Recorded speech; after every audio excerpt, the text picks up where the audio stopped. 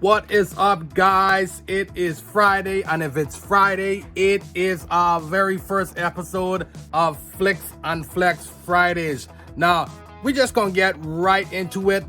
Today, our feature presentation or feature review is gonna be Back to the Future. Yep, you guessed it. You know you didn't guess it. No, I didn't leave that much clues. No.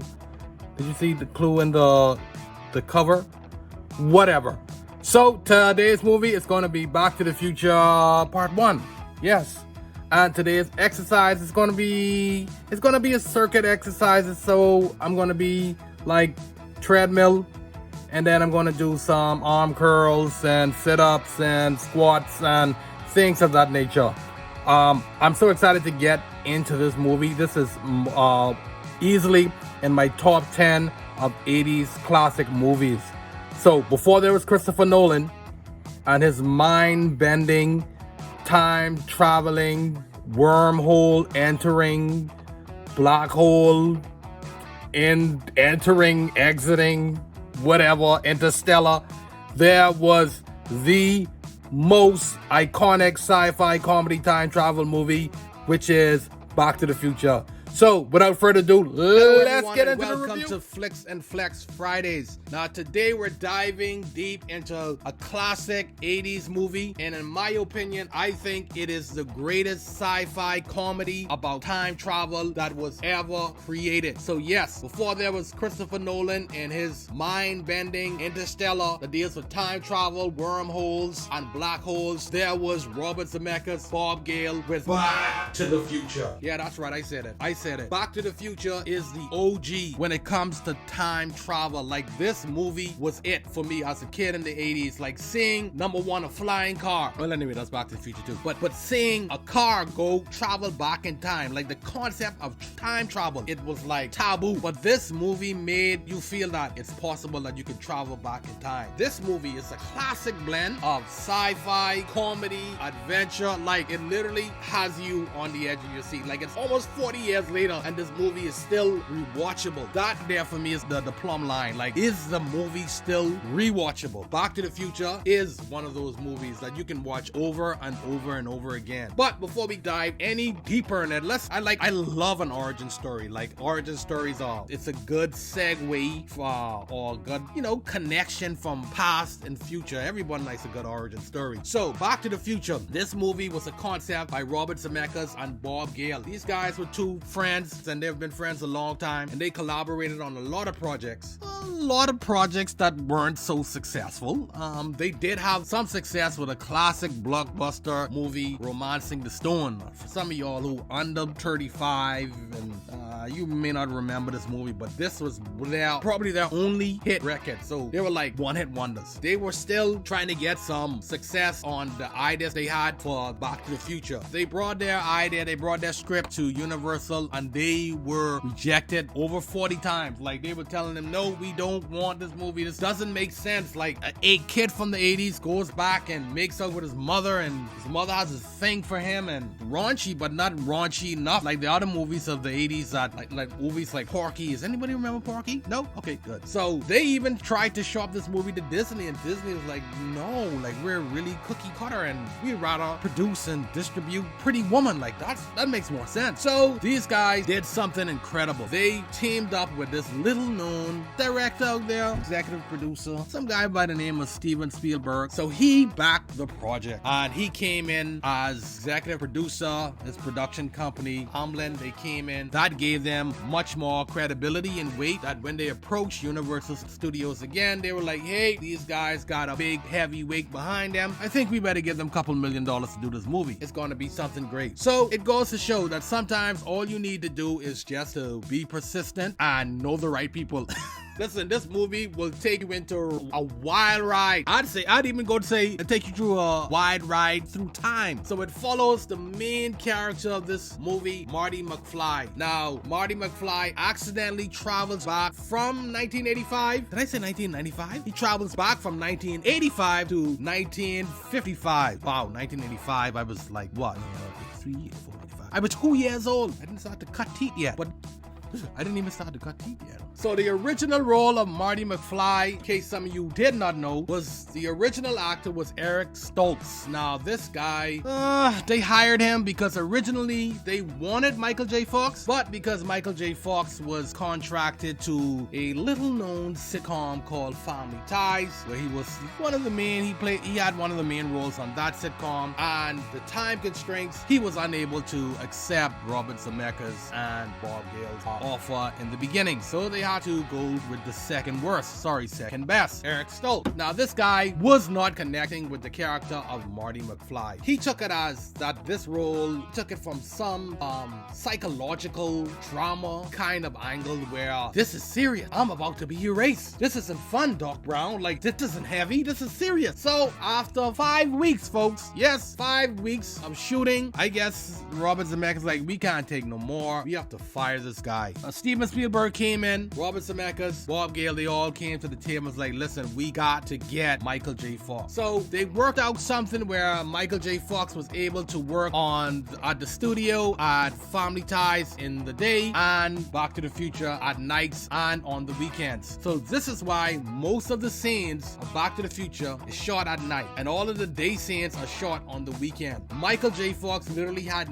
no sleep. Like, this guy slept on set. He slept on the way from Family Ties studio to Back to the Future studio in a station wagon. They had a mattress in the back, literally. So what you see Michael J. Fox doing in Back to the Future is nothing short than incredible. Like, this guy nailed every scene. He nailed every line. Like, his charisma. He became Marty McFly. He took this role on in such a comedic way that he even learned how to play the guitar. I know while we're there, just drop an Easter egg. In the scene where Marty is at rehearsal performing Huey Lewis and the News's The Power of Love, and he does his little guitar solo, the guy that stops him and say, hey, you can stop. It's just too darn loud. That guy is actually Huey Lewis from Huey Lewis and the News. I bet you didn't know that. But anyway, so yeah, and that's so funny. So let's break down this character of Marty McFly. Marty McFly, he represents kids of the 80s. This is my opinion of what I see when I see Marty McFly. He's relatable. He's quick-witted. He's quick on his feet. He's an underdog. He's the underdog that we all root for. His blend of humor, his determination, his vulnerability, his smarts is a huge part what makes this movie so endearing. Like, and then he's not perfect, and then he has a problem with pride. His classic 80s, like watching Marty navigate through the challenges of time travel while dealing with everyday teenage problems. He did have a very, very fine girlfriend. Like Jennifer was. Woo! Anyway, next character, Doc Brown. Doc Brown is the epitome of the eccentric genius. I always wanted to use that word eccentric in a sentence. So Doc Brown's some of his characteristics and some of his character and some of his persona was fashioned after Albert Einstein. As a matter of fact, his dog is even called Einstein. Like, so his wild theories and his explosive energy, literally and figuratively, like Doc Brown makes you feel like every moment is the end of the world. Marty, don't do it. Don't come into contact with your future self. You will cause a tear in the time-space continuum and cause and the way he says 121 gigawatts. The line alone has become a part of pop culture. I'm having too much fun. Listen.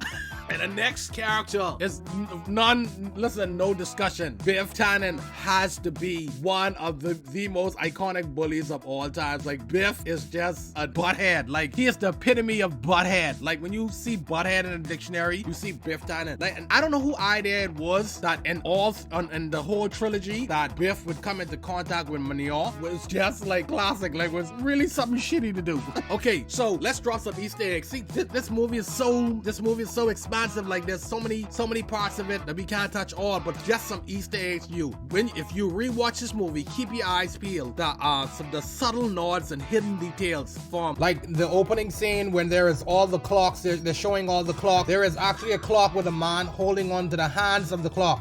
It was like foreshadowing what was about to happen with Doc Brown on the clock tower. So let's talk about this movie's soundtrack. Like the soundtrack with the classic hit by Huey Lewis and the News, they are in my top 10 of rock bands. Like the classic song, The Power of Love. Like it's subtle all through the movie. It's all out through the movie. It makes you, it's a blend of excitement, nostalgia. I listen to it now, like on my bike rides from home to work. I listen to it in the morning because it gives you that feeling of nostalgia of waking up and getting ready to go somewhere. Like in the opening scene, Marty's on his skateboard, holding the vehicle just making his way through. Like I really love that about the song of Marty shredding the guitar with Johnny B. Good. A scene that's both a musical Easter egg and a pivotal moment of pure, unfiltered energy and fun. And the classic scene in that is when Chuck Berry's nephew calls him on the phone while he's playing a Chuck Berry song. Like, I think this is the sound you've been looking for. And let's talk about the visuals and the effects. Like for its time, the special effects of Back to the Future was groundbreaking. We have to talk about the DeLorean. Like no one before any rapper had any Lamborghini. No one had ever seen suicide doors on a car before. Seeing the DeLorean was like, did they make this car out from scratch? Like, where did it come from? Like, is this a real car? Like, it took me years to figure out that the DeLorean was a real car. I thought it was just a car they made for the movie. The DeLorean, groundbreaking. And that is a time machine. It's stainless steel body. It's futuristic design. It became an icon. Listen,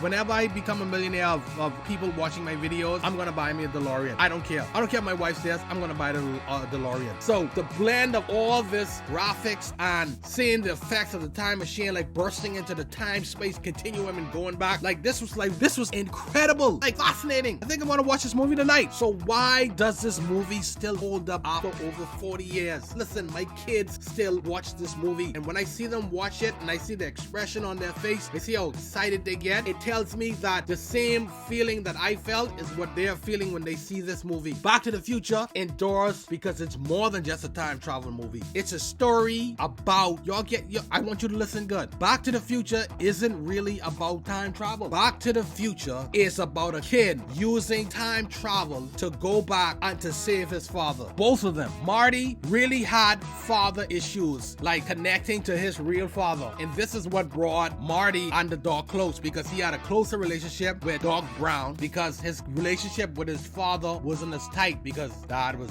disconnected from him. Every trilogy of Back to the Future is Marty McFly on a quest and a mission to save his father. So whether you're laughing at Marty's antics or marveling over Doc Brown's inventions, at least one invention that worked, this movie reminds me that the journey through time is much about discovering who we are. So now let me give my rating, my overall star rating. The story, 5 stars. It's ingenious. It's crafted with heart, humor, adventure, fun. Characters, timeless. Performances that continue to resonate even till now. The visuals and effects, groundbreaking for every era. It is still impressive today. The soundtrack, we ain't even gotta speak on it. Classic soundtrack. Back to the Future is a must watch, whether you're revisiting it or experiencing it for the first time, and I hope not. It's a perfect blend of sci-fi, comedy, adventure, which makes it a cinematic gem that stands the test of time. So grab your popcorn and let's get ready to flex those muscles after enjoying this timeless classic. 5 out of 5 stars. Yeehaw!